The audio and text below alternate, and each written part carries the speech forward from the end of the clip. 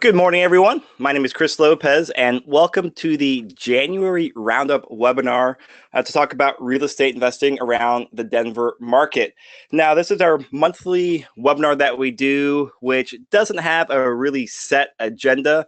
It's simply a place where we can talk about what's happened in the market the last month, talk about some deals, some interesting data and headlines, and really have it be like an informal conversation where you sit around and have a virtual cup of coffee and just talk about all those little odds and ends. So if you're here live, great. Please ask questions. Anytime you want to ask a question, just type it in the question box. We will monitor those and answer them. And if you can't make a future live recording, we do always post recording to the YouTube channel on our website. And also we take the audio and post it to our podcast channel. Hopefully that way you can be part of the ongoing conversation to know what's going on. So I've also got Charles Roberts here with me today, who is the president of Your Castle and also an active realtor and investor. So Charles, welcome. Hey there. And we are lucky to have Justin Cooper, who is a loan officer over there at Pine Financial, which is a hard money lender around Denver. And Justin's going to talk about a deal that he recently purchased and also share some insight of the market. Justin, thank you for joining us. Absolutely. Thanks for having me. Good morning. All right. So let's just dive straight into your guys' deal. Now, I will read the description on the property here just so everyone can have a overview about what the property is like. And then I'm going to let you guys take it away because there's a very interesting turn of events for what happened with this property. So reading the description here from the broker remarks, it says, "Attention investors, investor special, great townhome with renter lease in place until June 30th, 2018. Positive cash flow. Contact us today. This is a must-see and a must-have. Open floor plan, extra large family room, large kitchen, spacious living room with fireplace. The second floor offers a master suite with a walk-in closet, balcony, and a 3/4 bathroom. A second bedroom and a full bathroom. Finished basement with a third bedroom and a full bathroom, brand new water heater, brand new deck, brand new sewer line, nice rental, great rentler in place." Broker remarks, rent is $18.96 a month. The tenant pays for Excel Energy, and the owner pays $200 HOA a month. So property sold as is with tenant occupied. So reading that, sounds like a great deal. So Charles, I'm turning it over to you because it is just really interesting what happened with this property. So this was a really interesting situation that helps me explain and describe to people how different properties appeal to different people. When I first got in the business and when I talk to people who are just getting into the business, the natural inclination is there's the perfect property. Everybody wants that perfect property, and it's always the same property. And this is an example of a property that was a very interesting property. But I actually had ended up showing it to a number of different, some very experienced, I think there was 3 at least, investors that I had shown it to over the course of time. And each of them had an opportunity to get it. And for different reasons, none of them actually ended up putting an offer on this property. So it's 10694 East Asbury Ave. It's a small complex of, I think, maybe 26 or 29 units, and it's in a nice area. It's, nice part of Aurora South.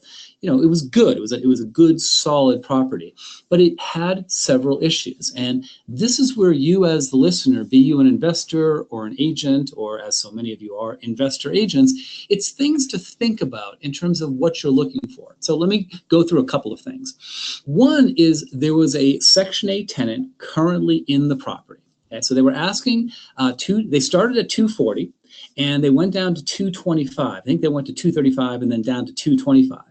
And there's a Section 8 tenant who has a lease through June of 2018, and the rent is $18.96. It's a very, very spacious 3-bedroom, 2 or 3 bath, really large place. But the place is a mess. I mean, it's kind of looks like my house. Like you walk in and it's a mess. So already there are groups of people who will walk into this and say, wow, great price per square foot, but we can't get it or we don't want it.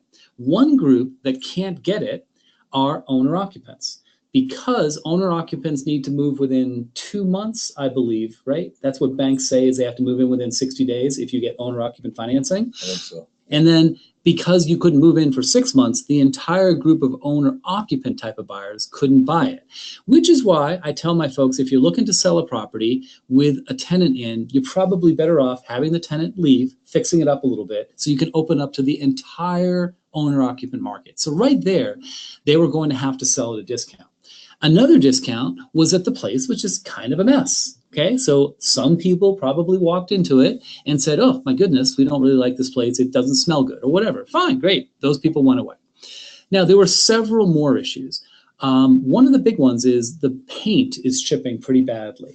And I won't go through all the details, but I actually ended up speaking to a really nice young guy. I met him in the parking lot who was on the board, the HOA board, and basically they need to repaint it. So the question is, what are they going to do? They'll have to do a special assessment. Our best guess, and I'm looking at Justin here saying I still think it's in the 2,000 to 4,000, 3,000 to 5,000 tops, I think, to actually do everything. But we'll find out. Charles, you're talking about the exterior, right? Exterior. Yep. Sorry, the exterior. So I did show it to some folks who said, look, I just don't want to get into a special assessment situation. I said, I totally get that. Okay. So then I bring Justin in. So Justin, why don't you just kind of talk about, I guess, how I approached you with this and what your thinking was at that time? Yeah, so I've worked with Charles as Charles being my agent before. He helped me buy one of the duplexes that I have. And then I kind of sat on the sidelines for a while. And whenever we started chatting, just I don't know, a month or two ago, I said, hey, Charles, I think I'm ready for another rental property. You know, do you have anything that you're looking at or anything that piques your interest? You know, here's what I'm looking for. And we just started having that conversation. And at the time, this property was available and Charles had another client looking at it. So just to give an example of what Charles was seeing in the market, we started talking about this and the headaches and hurdles that he was seeing potentially with this, just to gauge my interest of, you know, how comfortable am I with these types of headaches and hurdles? You know, am I scared off by a special assessment? Would I be okay buying a rental that has a tenant in there, which means you're assuming the lease? You know, I can't choose my own tenant. I can't put my own lease in there. I have to, you know, take whoever's already in there and honor what they've signed. Am I comfortable with those things? And so we talked through it and some of the other concerns around it. And I said, yeah, I'm open to something like this. You know, it depends on the returns and the numbers and all that stuff, but I'm not scared by it, at least not at the first go. So at the time, Charles, I think, had a client that was in negotiations or potentially under contract and in negotiation. So, yeah. Okay. Definitely wasn't under contract, was thinking about it at the time. And that's when I said, hey, let's hold off. Like, I take my duty as a buyer's agent really seriously. Like, never bring two people into the same deal. So no, we never actually had it under contract. He was still thinking about it. And I said, take your time, you know, just do whatever you think is right for you. And that's when you reached out to me. And I said, you know, I happen to have this one coming up, but hold off. Let me see where the existing buyer goes with it. Mm-hmm. Yeah. So we kind of went silent. We looked at some other things and just continued our conversation, Charles and I, about what I'm looking for and what parts of town and the other things that, you know, hopefully folks are doing with their agents.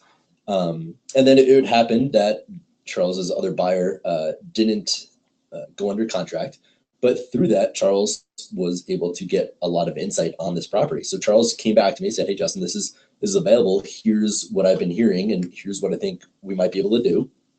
So we talked about it, and because I think I was actually on the webinar just a little while ago with you guys talking about how I missed a deal from a wholesaler. I didn't want to hem and haw or think anymore. I wanted to, based on the knowledge I had, I said, let's get this under contract. And then, you know, if we need to make any adjustments or moves, we can do that through the inspection process. So based on that, we went and wrote the offer based on what they were offering the property for and based on Charles's insight, having already been talking to the folks about this deal. Yeah, and I want to point out the husband and wife team that were the listing agents were phenomenal. From the very beginning, I would call them, because I was like in this property for like 2 months showing it to different people because I really liked the property and everybody kept turning it down on me. And I said, okay, no problem, I'll go to the next one. But Tammy and Randy, they were just so communicative. I kept saying to them, I can't believe you're answering your phone. Like, thank you. And that was building that relationship ended up helping a lot because they were able to give me some insight into what would make the deal happen when we finally got down to writing a contract. Yeah, and I mean, a couple important points there. It's just basic customer service, picking up your phone, right? And to you, unfortunately, Charles, that was like eye-opening, like, oh my gosh, somebody actually answered their phone. But for anybody listening in any kind of industry, just picking up your phone and responding is so easy, I think, but also just makes you stand, head and shoulders above the competition. So total side note, but obviously it was recognized and appreciated.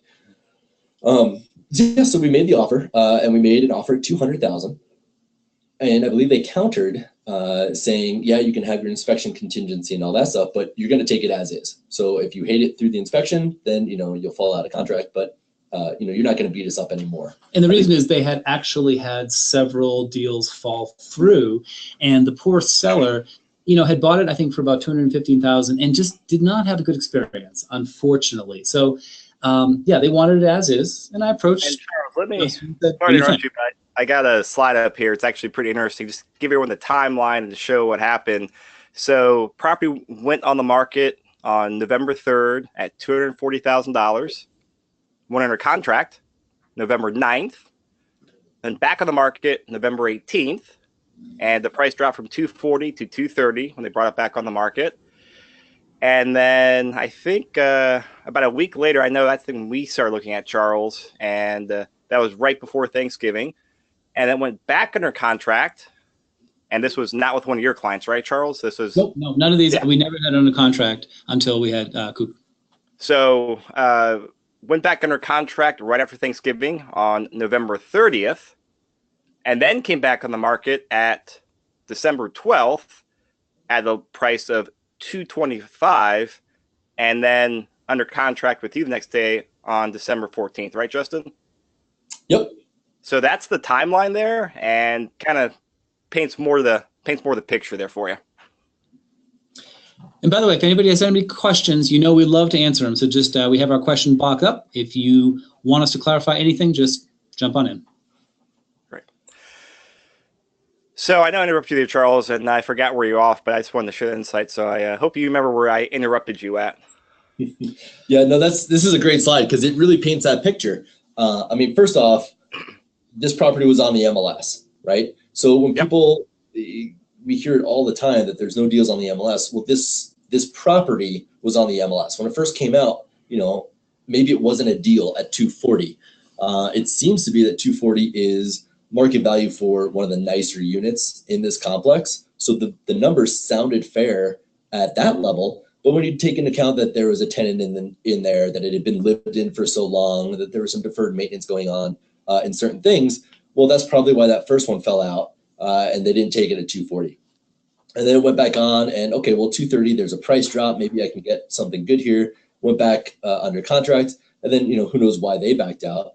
But eventually it came back on at 225. And then we made an offer at 220. So kind of lowball, but also just through the conversations that Charles was having, he knew that the seller was motivated, in whatever way, that this would be an offer that they would probably accept.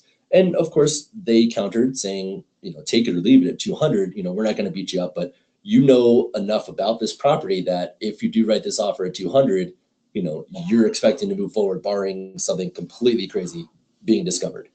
And we also had an interesting situation where we learned a little bit about the property, why the last people backed out, or one of the reasons. There was evidently some plumbing issues. And what's the word? Polybutylene plumbing? Polybutylene. So evidently there were some polybutylene issues that the buyer just didn't want to deal with, which is great, and that's why they got out of the contract. So I brought it up to Justin, and what did you tell me about plumbing? Yeah, so I was actually in the plumbing industry and sold plumbing supplies for 8 years when I had first gotten out of college. So I was somewhat familiar, with the inner workings of plumbing and piping and toilets and, all these other different types of things. So when I heard that and I saw what was going on, polybutylene was kind of like the PEX before PEX, right? So it was a flexible tubing that people were using as an alternative to copper, but there were some flaws in the system, and the fittings, like the elbows, the 90-degree elbows and whatever else, would potentially fail. And so they moved away from the polybutylene. And so there's whole, companies that are designed and built around just replacing polybutylene pipe, PB, in properties. So I saw this and said, okay, well, if there's polybutylene, well, that could be an issue. Maybe it'll flood. Maybe one of these fittings will pop. Maybe we'll just have to repipe it to stay ahead of it. So it was just something in the back of my head. What does the plumbing look like through this unit? Are we aware? Do I have money ready? Things like that. Part of the planning and due diligence was understanding what's going on behind the walls. So we got it under contract for 200. We go through the inspection. He's a guy who just happens to be comfortable with polybutylene. The inspector was also, knew a lot about it. So these guys are talking some sort of plumbing stuff. I don't even know what it means, but they both kind of felt okay with it. So we simply forged ahead, and it gets very unexciting at this point. You just bought the place. It was pretty simple. Tell them though about the gentleman who sold it, how he knew who we were. Yeah, so this was really interesting. So at closing, everybody's sitting around the table, and the seller's happy that they're selling, and I, as the buyer, am happy that I'm buying. And so we're talking, and I'm just trying to feel out, okay, well, what really was the reason that you were selling this? And basically, he was just getting, the seller was getting a lot of calls from the HOA because it's self-managed. They don't have an HOA management company. Was getting a lot of calls about the tenant, whether the tenant was being loud or, a lot of folks coming and going. And that was just too much for him. Now I'm going to have a property manager, so I'm not going to have to take those phone calls. So that doesn't necessarily bother me. But it also wasn't any huge red flags where I just got up and ran out of the closing. But in the chit chat, the seller basically said, I've known you for years. I used to come to the Pine Financial happy hours over at Red and Jerry's. And when the contract came over, I saw Justin Cooper as buyer and Charles Roberts as agent. I felt very confident that these buyers were going to perform. And that was, I think, one of the huge reasons that we were able to get this under contract at $200,000. So completely unbeknown to either of us until actually sitting at the closing table, but just felt really great about that, knowing that over all these years of the networking and the education and the stuff that Charles and I have done and Pine Financial and Newcastle have done, actually was probably one of the reasons that I got this property under contract. It wasn't a pocket listing. It wasn't some super secret wholesale deal, but just being out there enough in the community, people knew who we were, and were comfortable doing business with us. So Justin ended up paying $200,000 for it. There's a question, Justin, what'd you do for cash or financing? You financed, right? I did finance. So I wanted to go in with a conventional loan, put 25% down to get the best rate I could to, have the most equity in the property. I mean, even though it's my cash that created that equity, if you will, it helps me sleep better at night, knowing that if there is a correction or another downturn or whatever may come tomorrow, next week, 10 years from now, I'll be in a somewhat stronger position. So that's what I wanted to go in and do. So on a purchase of 200, I put 25% down. So my loan, that's just a regular conventional 30-year loan, is at 150,000 is my loan amount. So let me put these numbers in here. Let me zoom in on the spreadsheet. So you said 25% down? Correct. All right, 200. And initial repair cost, we were chit-chatting earlier. You said you just did a walkthrough the other day. What had to be repaired? Well, so the initial, so we went through and had the home inspector, and he did a great job. Lots of pictures, lots of comments, and I was there with him for probably an hour and a half, walking through it, getting my own eyes on the property, conversing with the inspector. It was just, it's a well lived in property, lived in by a Section 8 tenant, So there was one cabinet face that was missing or drawer face that was missing. The carpet had been very well lived on. It looked like there was a leak, probably not current, but there was a leak on the second floor toilet that had caused some ceiling damage below it. Nothing horrible, but well lived in, deferred maintenance, throughout.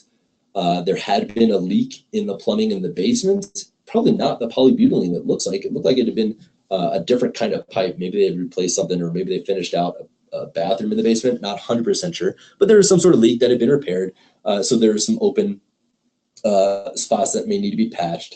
But the tenant had lived in the property for a year and a half before we had inspected this property. And the tenant wants to continue living there. So they're comfortable with the property as is. So do I have a big list of things that need to be repaired? Yes. Will they happen on day one? No.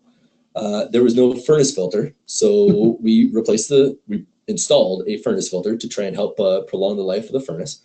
And the tenant said that the garbage disposal was leaking, so we're going to replace that. But that was really it. And after saying we're going to address these two things, there's a new owner. Would you like to continue living here? They said yes, absolutely. So based on that, I have a list of things to do. And I know that I'll be cash flowing, and we'll go through the numbers, but rough numbers, rent versus my mortgage, like $1,000 a month.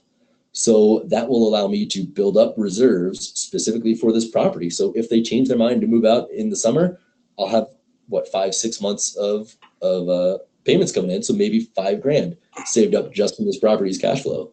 If there is a special assessment, because the exterior paint is peeling and they actually decide to move forward, I'll have money to put towards that special assessment. So with all those different types of things and how strong of a deal it was, again, I was comfortable continuing to move forward. Well, let me ask you this. So I want to kind of get two extremes here. So your initial repair cost for a furnace filter and a garbage disposal, what, $150 to have someone install those? Go crazy. $200. High end. $200. All right. So we'll go high end here. Now, on the other extreme, so if your tenants moved out tomorrow and you get to go in there and fix these issues, how much would that cost to bring it back up to be ready to rent out again? That's a good question. Are you able to give an estimate there, or is that? I don't know. We could probably throw $10,000 at it. Okay. The big question, the loaded question is because of that polybutylene pipe.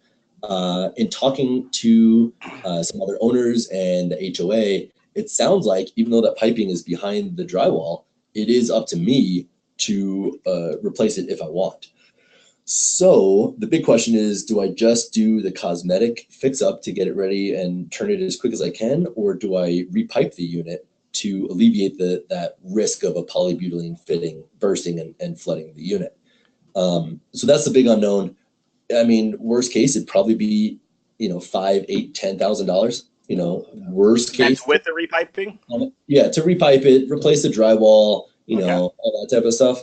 $10,000, probably high, but I'd rather know or have that number be high in my head, and then it comes in at 8 or 6 or something like that, and then I feel better about it.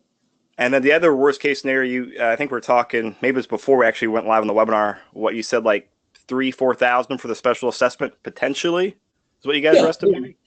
Yeah. Say 4,000. Okay. That's what we'll play around with the numbers to kind of do worst case scenario too. And I want to ask you, like, I have no concept of plumbing and piping. So what is the failure rate of polybutylene piping? I have no idea. So obviously, I mean, well, you were in plumbing. You're not like laying awake at night, like worrying about your unit flooding tomorrow. No, absolutely. And that's exactly what I'm trying to get across here. So I showed the property to several people, good investors. It just wasn't for them for different reasons. And then Justin came in and he said, yeah, this one's right for me. And that's a takeaway from this podcast, is it's not black and white. It's not just about the property. It's about you. There are probably great deals that I could have had that I was not comfortable with. And the right thing to do was to not do it. So in this case, no, Justin is not laying awake at night because he was comfortable with this property. And I'm really, really glad he got it because it was the right one for him. And then maybe the other people that I'm working with, I'm just got to find the right property for them. Yeah, and I think I've been on the webinar before, the podcast before, and one of the things we talked about was how do I allocate money for repairs and what do I do with the cash flow? So I just stockpile it. I have an account that all the rents go into, and I just kind of stockpile it because I don't need it to live on. So whether it builds up and that's a down payment for another property, whether it just builds up and I leave it sitting there as a rainy day fund, that's kind of my approach. And so like I was saying with this, if I'm, my mortgage is going to be $878 a month, I think. And the rent is $1,896. So real rough numbers, that's $1,000 a month, before we take into account, the HOA or property management or anything like that. So if I just start stockpiling that into that account, in 6 months, in a year, I will have enough money to handle that repipe, to handle a cosmetic remodel, to be prepared for that special assessment. So because of those types of things, and through talking with the HOA, we know that there is no special assessment pending. I know that if and when those things come, I will have that safety net ready to go. So no, it doesn't keep me up at night. That's good. So I'm just going to leave in $200 for those that are listening. 25% down, $200,000 purchase price. So about $53,000 for down payment plus some acquisition cost and his whopping $200 in repairs. What was the mortgage rate, Justin? 4.625. 0.6, and it was a 30-year, right? Correct. Yeah, so that $1,896 in rent. And I mean, for vacancy and stuff, we've got the default of 3% vacancy, 5% for annual rent increase, 6% annual appreciation rate. Those good enough for you? Yeah, that sounds good. I mean, just to again be a little bit more conservative, maybe put that vacancy a little higher, but 3. I mean, it's fine. It's splitting hairs at that point. I mean, maybe 5%, but yeah, I usually 5%. So 5% vacancy, real estate taxes $925, property insurance estimated about $250 a year for a condo, repairs and maintenance at 5%, and you're doing a property management, so just defaulted to 10%. Yeah, so property management, I pay 8%, so I think that'll be like $151.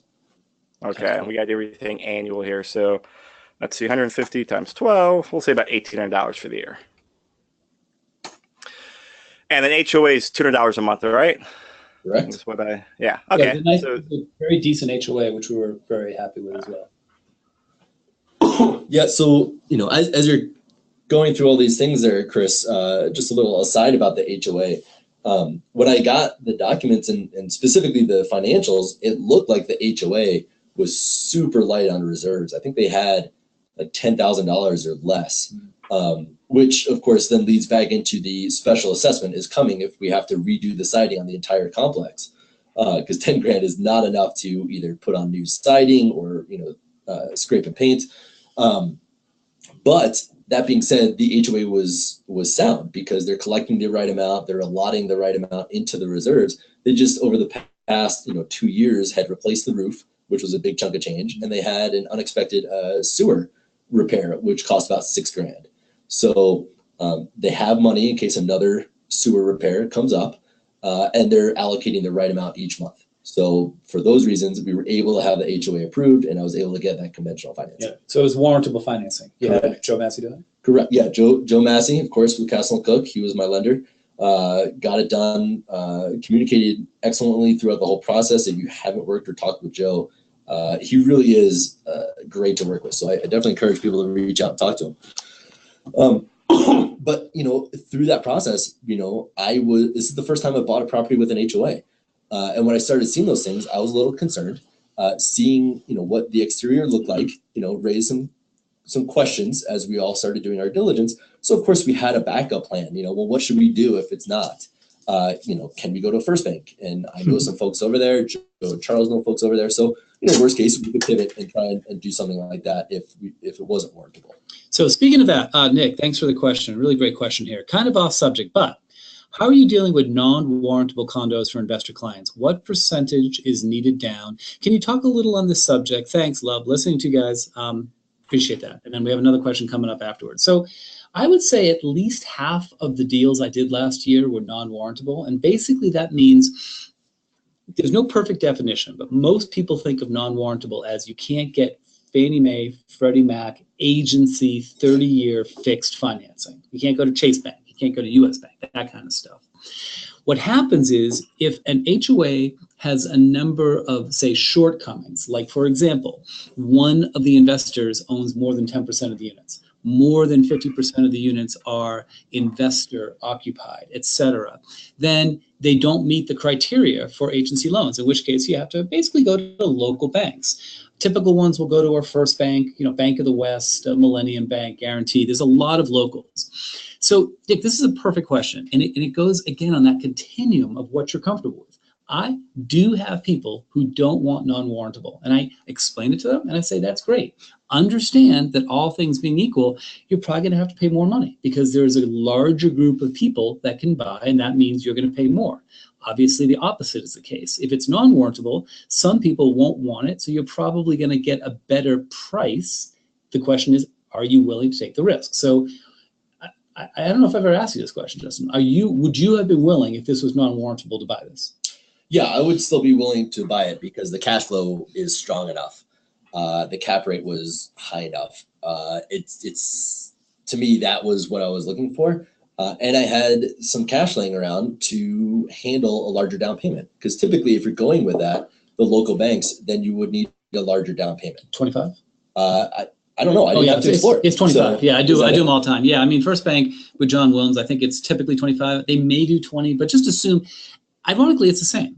Basically, back in the days 10 years ago, when you could buy a fourplex for 5% down, there was this big discrepancy. Now there's no discrepancy. It's basically 20 or 25% across the board. Yeah, so I mean, I was prepared for that. I was prepared if there was maybe a slightly higher interest rate or the terms were different, maybe not a 30-year fixed.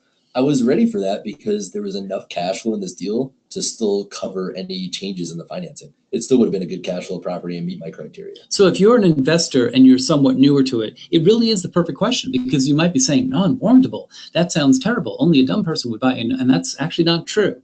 It just depends on your comfort level. I would tell you, I bought 6 non-warrantables last year.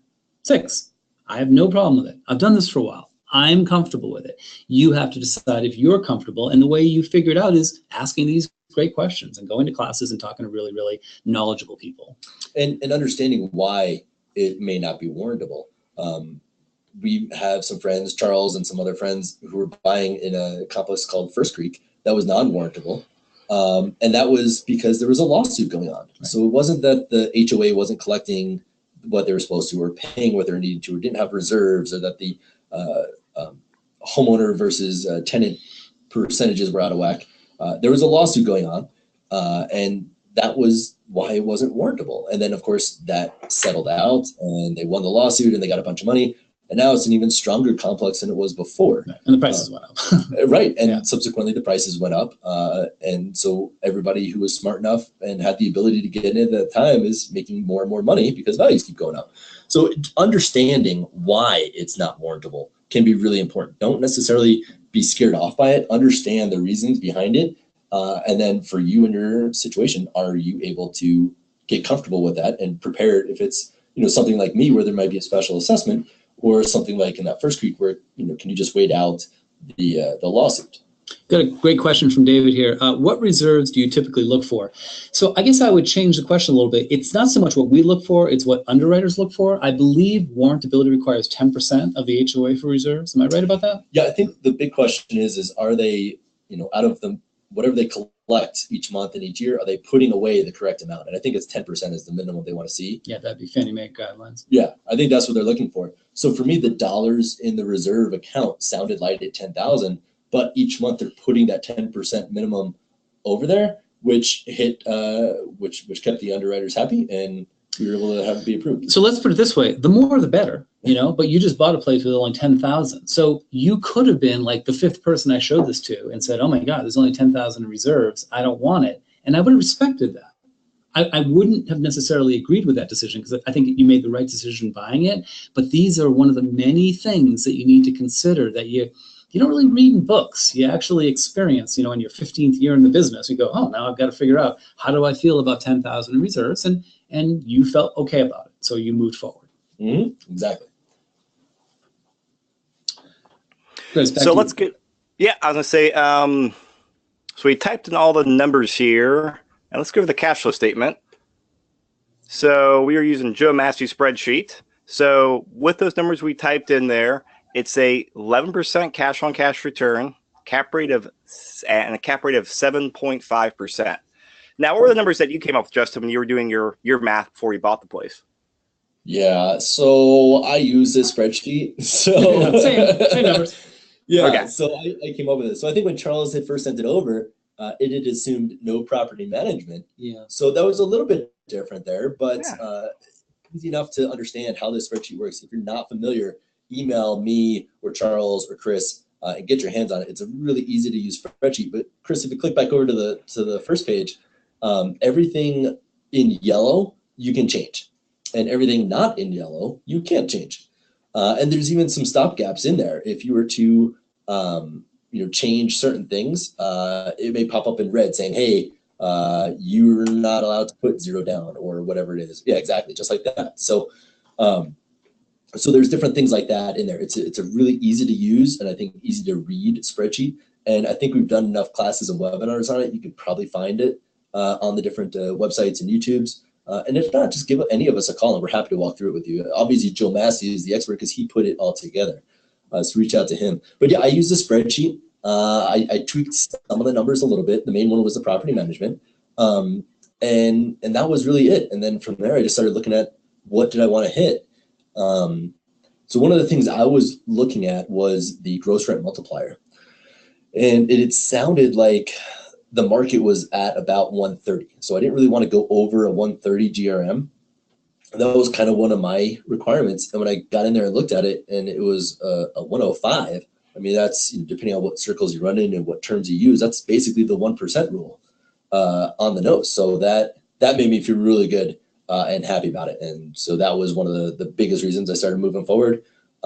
Charles talks a lot about cap rate. That's not one of my huge things, but I know from listening to Charles on his different webinars and podcasts and classes, a 7.5 is a little bit better than what he's seeing across the market. So that made me feel good. It actually is quite a bit better because generally most of my folks don't have property management. So Chris, we pop back and just take out property management so we can do an apples to apples without property management. So now it comes out to. Why I really like this property because it was an 8.4 with a 15% cash on cash. Yeah. Yeah, so when I'm looking at that, those were like the big things that really got me excited about it. And then, looking at the actual dollars and cash flow, that was important to me, understanding what exactly my monthly cash flow should be. And it just kept each step, it just kept checking all the boxes that I wanted it to be checking. We got a great question here. Can you explain cap rate, please? Absolutely. So like Justin just said, different investors like different metrics. You just said it. You kind of like GRM, maybe cash flow. I'm a big cap rate guy. My advice to you is don't try to learn everything. You don't have to be the world's expert. Just get comfortable with at least one metric so that you can compare properties across the board. I happen to like cap rate because for me, I can figure it out quick enough, but it gives me a detailed enough piece of information that I can compare properties. The cap rate is the net operating income. So that's say all the rents minus all your expenses, assuming you own it outright, assuming there's no loan. And Chris is highlighting it right now. So divided by the purchase price. Yep. And you say, well, of course I'm going to have a loan. And I say, great. Then cash on cash is another metric you can use. The idea of isolating the variable of the loan is that loans can change. And what we're looked to do with a cap rate is compare 7 different properties. And you might say they're a 7.1 to an 8.2. An 8.2 cap means you're earning more money every month. So other things being equal, that's the one you want. But of course, other things are never equal. And this Asbury is a perfect example. You have HOA issues and tenant issues. There's a reason why it was an 8.4 cap. But that's the basic answer is the net income per year divided by the purchase price is the cap rate, and I'm a cap rate guy. Yeah, and another great thing about the spreadsheet is it tells you the math. It just doesn't just say the cap rate is 8.4. It shows you how he actually came up with that in the numbers next to it. So let's do, so we're talking about cap rates here. Let's go back here and do worst case scenario. I'm going to add back in your property management, Justin, to keep this realistic. Let's say nothing goes according to plan. You got tenant moves out tomorrow, or tenant moves out in June. You get hit with a special assessment, so you'll be basically $14,000 in initial repair costs for this year. So you bought the place for $200,000. This spreadsheet now takes that $200,000 plus the $14,000 initial repair cost into the cap rate, and so it takes it from, I think we were at a 7.5 cap rate with your property management fee in there, now down to a 7.1 cap rate. So still a good deal.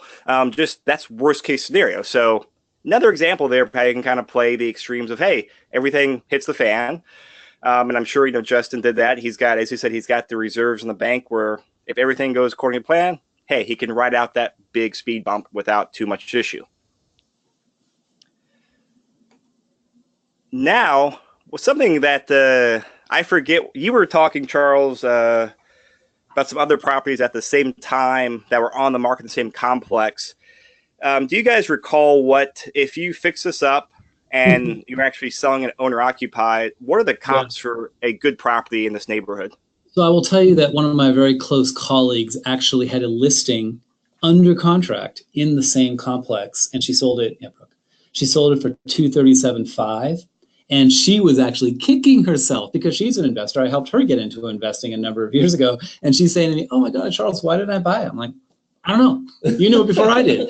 But it went to an owner occ. So one of the big things was it wasn't an investor-occupied property, and it was in definitely cleaner and nicer shape, but it was identical unit. And then 2 minutes before we started, Chris, you're gonna love this, Coop just shows me his phone and pulls out the Redfin CMA, the Redfin. How much does Redfin say your property is worth right now? Yeah, so literally as we're getting ready to start the webinar, Redfin sends me an email saying that they think the property is worth $243,457. So $244,000. So, you know, it's a CMA, it's a comp, right? He's not sitting here counting $40,000, but it was just a nice little giggle when he showed that to me. And I said, oh, well, we got to pull it out and, you know, during the webinar and talk about it. Well, I kind of am counting the 40,000. Take it out. Because of Redfin, of course, Redfin, this is automated, right? And there's issues potentially similar to Zillow, right? Everybody, and there's estimate, right? Take it with a grain of salt. But when I was going through the financing, I had to get an appraisal, and the appraiser came back and said that the property was worth $242,000. So does that give credit to Redfin? You know, being that within $1,500 of an appraisal, I don't know. Yeah. You know, I don't know, and I don't care because I'm not going to sell it tomorrow. But knowing that I have a little bit extra equity makes me feel good. It'll help me sleep better at night. Not that I'm not sleeping well based on these numbers, but it's just that much more comfortable. And actually in the office, I mean, I'm a hard money lender. This is what we do all day, every day, is talking about leverage and specifically how to use equity in a property to have less money down. And as we see right here, we have $50,000 to $60,000 down on this. So it prompted a good conversation in the office. Well, Justin, if this thing could be worth $240,000, why would you put 25% down and $50,000 cash? Why not just get a hard money loan and then refinance it and have less money down? Because potentially the hard money loan would be based on that 240 value. I get in there, I own it with a less money out of pocket, and then I refinance, and that refinance would not be based on my purchase price, but based on that appraised value of hopefully $240,000 again. So that's a great question. You know, did I want to pivot? Could I have pivoted? Did I know when we first went under contract that the nice units were worth around 240? Yes. But for me, I had the money and I sleep really well at night knowing that potentially I have $90,000 equity in this property right now. So if something did happen tomorrow, I could sell it and be safe. And Chris, you have a rental in Reno, right? And you have a ton of equity in it as well, kind of the same thing? Yep, yeah. So I actually, sorry, before I jump in that, I wanted to, because I followed you there, Justin, but for, I think, newer investors that may have lost you in our logic there, can you just give a quick rundown of the numbers? So if you did the hard money loan, how would that turn into how much less you would have put down? What would have been the rough numbers you guys were talking about? Yeah, so at Pine Financial, what we do, one of the loans is based on the after repair value, right? Or in this case, you know, the value of the property. So an after repair value, say on a fix and flip, is where you buy it, fix up the property, increase the value, and then when you sell the property on a fix and flip, you're selling it for that higher value, and that equity is going to be turned into your profit, right? After a couple closing costs and holding costs and things like that. So what we do is we will lend up to 70% of that after repair value. So similarly on this property, if we had gotten an appraisal saying the property was worth $240,000, Pine Financial could have loaned 70% of that. So 70% of 240 would be 168. So 168 is higher than the 150 that I got. Putting $50,000 down, right? My new loan on the spreadsheet is $150,000. So if it went to the hard money lender, maybe I could have borrowed more money than 150, had less money out of pocket. Interesting. So Charles, I wanted to ask Justin that question. You mentioned my property in Reno. Is that to run a scenario by? I was half listening while I was thinking of my question for Justin, so I apologize. No, just to say that you kind of have the same situation where you could pull money out and do something with it. At this time, you have, what do you like, 20% loan to value or something? You just have a bunch of money there because you feel like having a bunch of money there. Yep. I needed to figure out if I'm going to pull money out or sell it, and I got to figure out that problem this year, or that great problem to have this year as well. Yes, actually, you know what? I'm going to pivot real fast, Justin, because I've been asking a lot of people that have a lot more experience than I do in investing. So maybe just run a quick scenario here, and everyone else can hopefully learn from this as well and ask questions. So, Justin, I bought a property in Reno when I lived there years ago. I no longer live in Reno. I have no ties there. I will never go back to Reno unless I am going to Tahoe for the weekend or have a conference to go to. Just zero ties in Reno. But bought a condo for $67,000. I mean, just dirt cheap. I actually probably bought the condo at the exact bottom of the market up there. Just dumb luck.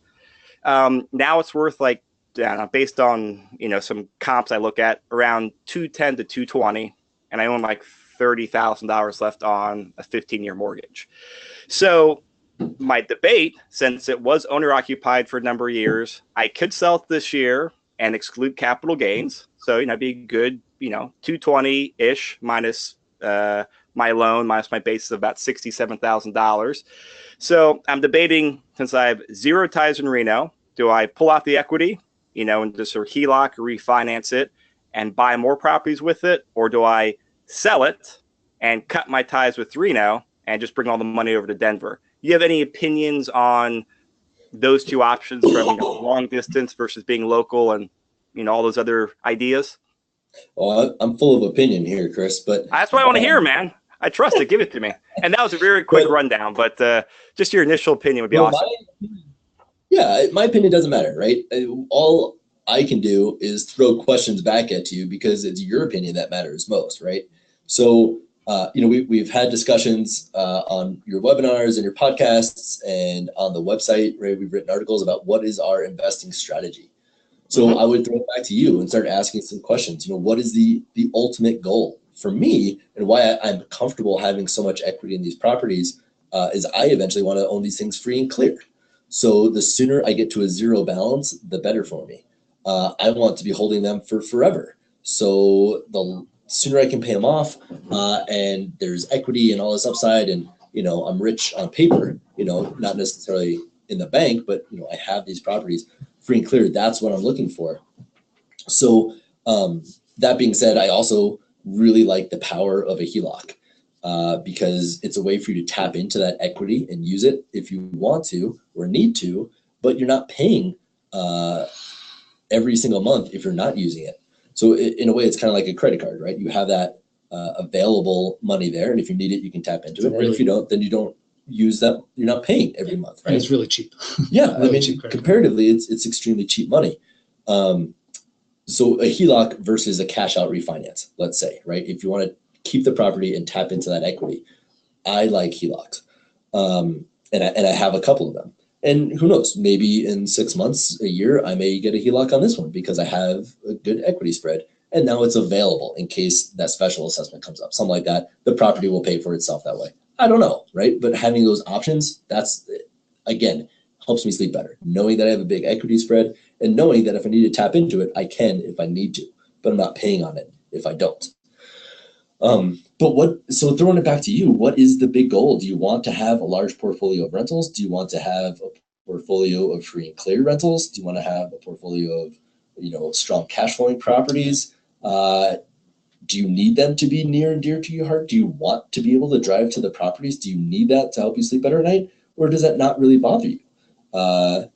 So we talk a lot about out-of-state investing, and this is exactly what it is. You buy it with the idea of out-of-state investing, but that's what it's turned into as you've, grown and moved around the country. So there is no one right answer, but there is one right answer for you. And I know you're working through that process right now, and you're taking other people's thoughts and advice. And really all we can do is, I think, ask questions of you, and then you spend time answering those questions to yourself And, you know, with the way you are, which is great, you'll probably be telling us through the webinars and podcasts and more updated articles on the website, which is great because it's the insight into a growing and expanding investor and agent's mindset. So I think it's really powerful that you're doing that. But really, I would just throw these questions back to you. What's the ultimate goal? And does this fit into that in one way or another? Well, I mean, without totally taking the whole podcast, I mean, the ultimate goal is just to have, a bunch of properties, eventually having them free and clear. And, you know, I'm in my mid-30s now, so I got a very, very long time horizon. And I plan on buying stuff and not selling it for the most part, unless, unless something crazy happens or a property is really bad. But my plan is just to buy and hold forever. And my biggest debate is I'm always of the mindset when I run my businesses and when I've run different things in the past, it's always a matter of not if something goes bad, but when something goes bad. And that's always my mindset of like, it's just a matter of time when something goes bad. And it could be a year in that property arena. It could be 30 years or it could be 80 years. And I'll already be long gone if it happens in 80 years. But that's my mindset. That's the biggest thing I'm debating right now is that if when. Yeah. Well, and that's my personality. So here's another question for you is, you know, the ultimate goal is to have that, but what phase are you in this investing strategy, in this investing plan? If you're still in your acquisition phase, you know, then maybe leveraging it or selling it, you know, rolling that into multiple properties, rolling into some way to double or triple your cash flow through multiple properties. You know, if you're still in your acquisition phase, you know, if you have a phase like that, then maybe it makes sense to explore using that equity in other ways. If you're more comfortable, then maybe you keep it and just keep paying it off. So that's another thing. What is a big plan, and then where are you at in that plan? Well, I'm in the acquisition phase, so more in the geared towards of I think probably similar to you of using leverage, smartly, keeping cash in the bank to ride out banks. But yeah, I just want to acquire as much property ASAP, using more leverage, while also being on the ride out any curveballs or speed bumps that come along the way. So we do have a question here from Nick that actually is pertinent to here. He says, "What's the minimum loan to value for a Heloc on an investment?" I think it's better. What is the maximum loan to value? Yeah. So what's the most that a bank would be willing to do? So a HELOC is a second mortgage. Okay, so you got to figure in that you already have potentially, unless you want it as cash, you probably already have a mortgage on the property. So they're going to want to see where is that and what's the most that they'll go up to. And I think on an investment property, it's usually about 70%. That's what I think. Yeah. Yeah. So when I got HELOCs on two other rentals, this was, gosh, a year and a half ago now, I had gone to Vectra, and Vectra was running a summer special, if you will. And they were willing to do investment properties up to 80%. Cool. So, yeah. So I got, at the time, based on the values at that time, HELOC up to 80%. So I had my first mortgage at whatever that was, and then the HELOC would jump in and say, okay, if your leverage, say 50% with your first mortgage, we're willing to go up to 80 so that you can get 30% of that equity in the form of a HELOC or whatever that may be. 50 and the 30 is 80, right? And so something what like was that. The interest rate like on that? What's that? Do you know what the interest rate's like on that? I'm assuming it's more than an owner-occupied HELOC, right? Yeah, and I don't know what the owner-occ is, but for me, it's interest-only payments. I have a draw timeline of 10 years, so I can use it as a line of credit for 10 years. And then 10 years and 1 day, it'll lock in whatever amount I still have out on that, and then I'll have 10 years to pay that off. Okay. So that's the way it's structured. And the interest rate is variable. So I think when I got in, the interest rate was 4.9.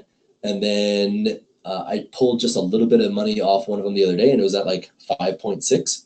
So it's something to watch out and be aware of, that just because when you get the HELOC today doesn't necessarily mean, all these things are going to be locked in and be the same. So being really cognizant of what that is. And the payments are interest only. So if I make the minimum payment, that principal amount does not move. So understanding if you're going to get into a HELOC, understanding all those moving parts and variables. So you're not just like, oh, wow, this is great. It's so cheap. My payment's only $100. Well, the interest is only $100. The principal is still the same. So understanding all those different things can be really important. Interesting. Great. I do, and I know we're getting up on the hour mark here. I do want to go over into one more topic and we can swing back to answer any final questions. But Charles, you and I went to a very interesting breakfast presentation a few weeks ago, where someone who is very smart with lots of data and lots of time to research talked about the current market and what it takes to actually have apartments convert over to condos. Now, you took copious notes and you were able to explain this very well. Could you talk about what he discussed, the numbers? So a question that we get constantly has been for years and years about the construction defects issue, how that has slanted multi-unit construction to apartments for rent instead of condos for sale. And it does appear to have actually affected the market.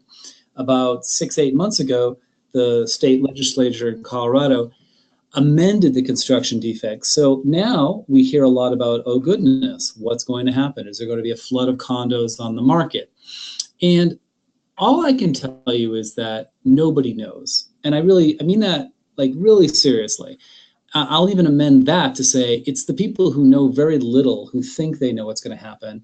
And honestly, like my friends who know way more about this than I do, all just sort of roll their eyes and go, who the hell knows what's going to happen? I mean, this might happen in 5 years. Maybe this happens in 8 years. But I want to point out a really interesting angle that this gentleman at this commercial breakfast we went to, I mean, this guy knows way more than I do. And he's the first one to say, I don't know, but everybody keeps asking. So it sounded really familiar. And what he said is basically this, that based on his numbers, he says that an investor needs to buy an apartment complex for about 2/3 of the price he will net sell the complex for after the condo conversion.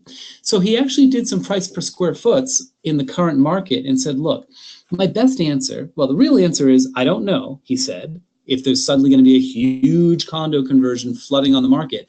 But he said, my best guess is no, I don't see it happening. Why? Because apartments are being sold for such a high price as apartments that you can't buy them for the 2/3. There's not enough spread. There's not enough margin. The arbitrage isn't there to go through the process and the risk of actually condoizing them. What he said is, what he thinks is someday when the apartment complex prices start to slack, when there's a little more supply and a little less demand, that's when apartment owners will actually say, you know what, maybe I should go a different route and start selling these. So again, it's not an answer. Don't take this as any sort of gospel, but take this as the smartest guy I know in the business saying roughly what we've been saying for years and years is we don't really know. Here's a metric that suggests to him he doesn't think a flood will be coming on in the foreseeable future, the next 2 or 3 years.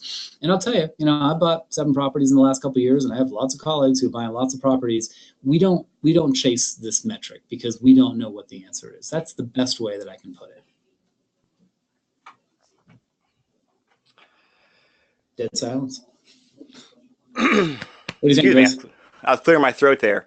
No, I mean, so again, it's kind of the same thing that I've heard you talk about for the last year now, that it's still the same thing of no one knows, and how much sleep do you lose over it? Sounds like none, right? It's not how I invest. It's not how I suggest people invest. To me, investing on pure speculation is fine. If you understand you're investing on pure speculation and you don't know what you're talking about. There's nothing wrong with betting on black or, taking the Eagles plus the points, right? Just know what you're doing. And if that's what you want to do, then do it. But in my opinion, that isn't intelligent investing. Okay. And we were talking, actually, I think it was yesterday, Charles, and you said you and Justin were going to start syncing up your calendars to teach some classes. You got any of the classes on your calendar yet, or topics at least, so people can know what to look for? So let me hold off 1 second. David said, yep. Charles, what is that 2/3 metric this person mentioned again? That didn't quite compute. And I got it. It's hard. What he's saying is this. Let's say, let me use easy numbers. Let's say you You see an apartment complex that you believe, after condoizing and doing all of the legal work and all of the fix-up work you need to do, you could sell each of the, say, 20 units, whatever, in this apartment complex total and have $10 million in sales. What he's saying is you have to buy it for about 2/3 of that price, say $6.5 million. And of course, these are very rough numbers, right? Like, don't take these to the bank. Is it 62%? Is it 72%? Who knows? But he's saying you have to buy it for, say, $6,600,000, 2/3 of the 10 million, which is what you would sell each of the individual units at in total.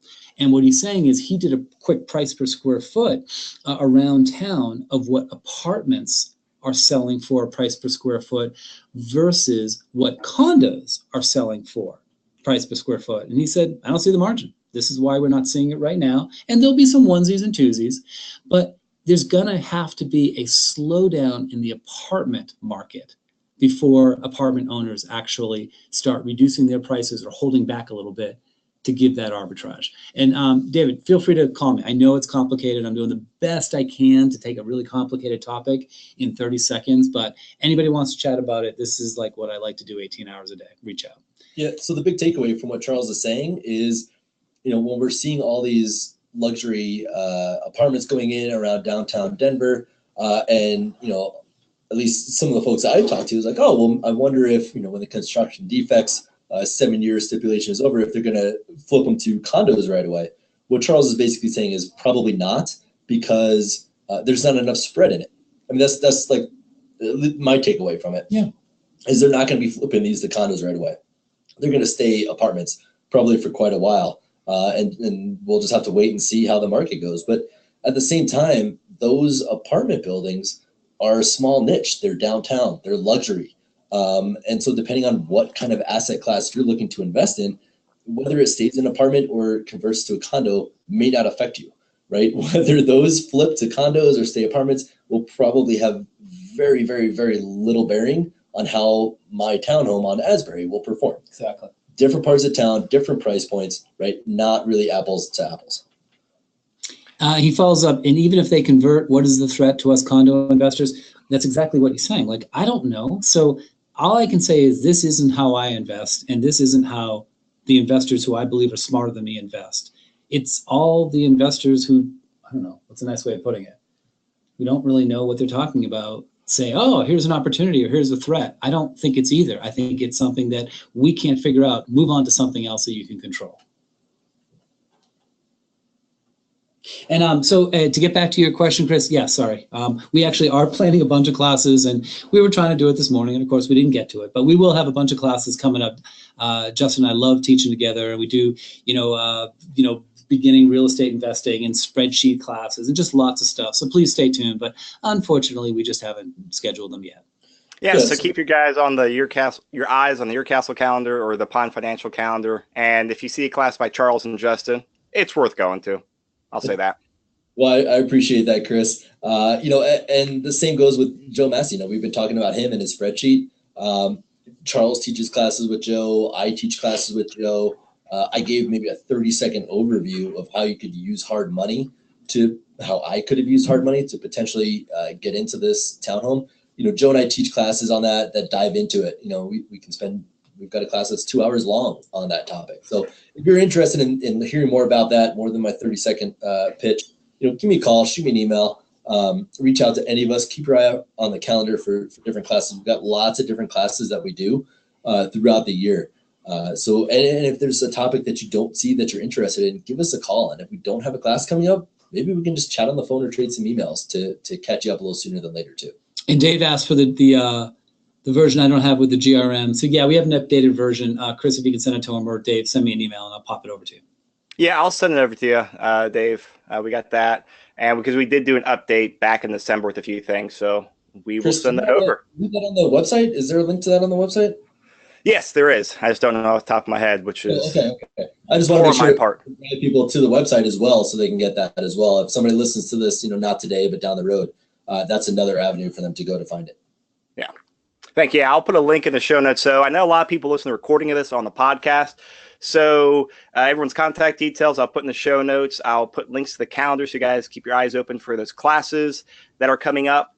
And I'll put a link to the spreadsheet. And what else I'll do? Actually, I'll put if you're around with it, Charles, too, I actually put copy paste your notes from that presentation a few weeks ago in there as well, because in addition to the condo conversion, which was one big bullet point, there were dozens of other very interesting bullet points as well. So I'll put a link to all that in the show notes. Great. All right, everyone. Well, I don't see any other questions coming in. So everyone, thank you for coming out. Charles and Justin, thank you guys. I really appreciated your time. Well, thank you, Chris. Appreciate being invited on. Thank you. Have a great day, everyone. Bye. This bank, but I got to the wire. Hi, it's Charles again. Yes, sir. Yep. Okay.